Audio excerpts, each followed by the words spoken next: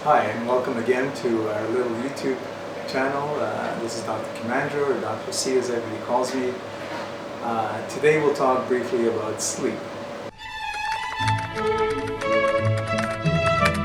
Sleep is very important, as we all know, for a number of reasons. There seems to be 5 levels of sleep during which we heal, we cleanse, we repair, and information processing also occurs during this time. All these things are very important. Losing an hour or two of sleep can decrease our immunity by 20% as well. So not only are we resting, we're also repairing, recharging, etc., etc. One of the things we're looking at in dentistry is sleep apnea, which is a breathing disorder and much more prevalent than we ever expected. So how do we diagnose, or how can we look for signs of sleep apnea?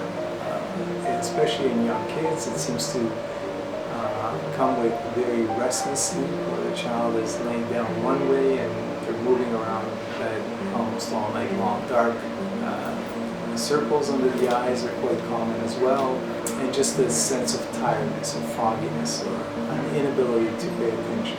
Why are we so concerned in dentistry about sleep as well?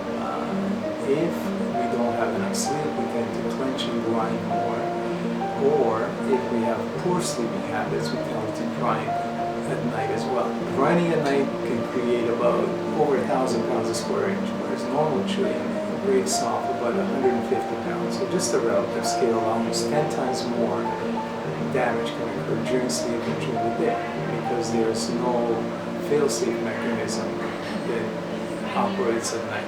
An important caveat as well, nowadays a lot of us, especially our youngsters, are always glued in to social media or other electronics, which means a constant stream of information or data is allowed to flood into their brains. All this data, of course, needs to be processed, and this normally occurs at night. So the more data, the more processing time we need, I would think.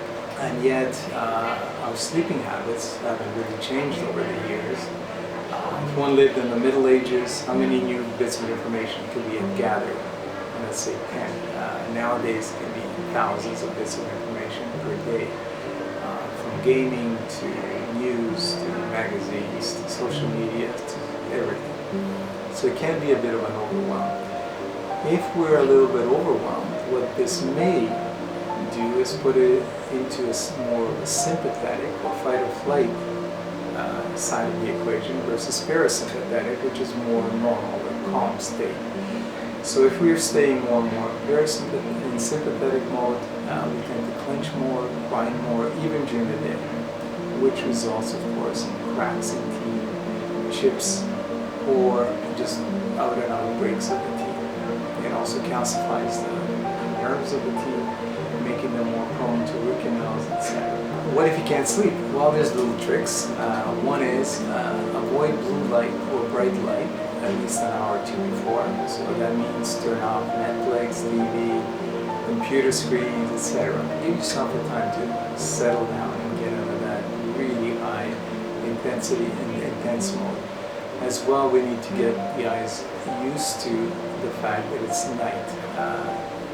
To fool the eyes more, especially living in a modern world where the lights are always on and it's always day, maybe having some candlelight or anything with infrared tells the brain that it's sunset or night, and we produce our natural sleeping chemicals, melatonin being one of them. Other things that might help, of course, is just reading something boring or just relaxing, having a hot shower or whatever, just to unwind.